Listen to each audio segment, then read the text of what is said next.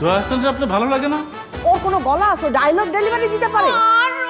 ঈদে মুক্তি পাওয়া সিনেমাগুলোর মধ্যে সবথেকে কম প্রচারণায় ছিল উৎসব, কিন্তু মুক্তির পর চমকে দিয়েছে উৎসব নামের সাদাসিধে পারিবারিক গল্প।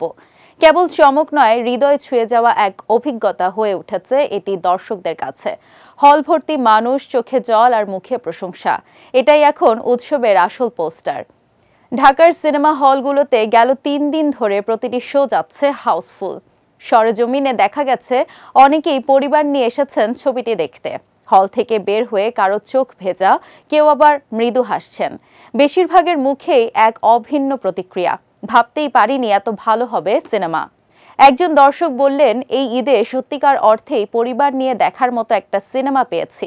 ফ্যামিলি এন্টারটেইনমেন্ট বলতে যেটা বোঝায়, এটাই সেটা। কেউ কেউ তো এক ধাপ এগিয়ে বলেই ফেললেন, উৎসব না দেখলে মনে হবে আপনি এই ঈদে কোনো সিনেমায় দেখেননি।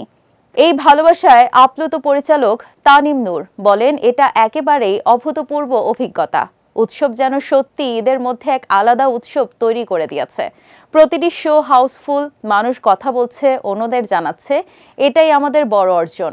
চার্লস ডিকেন্সের আ ক্রিসমাস ক্যারল অবলম্বনে তৈরি হয়েছে সিনেমাটি। উৎসব সিনেমাটিতে অভিনয় করেছেন জাহিদ হাসান, চঞ্চল চৌধুরী, অপি করিম ও জয়া আহসান।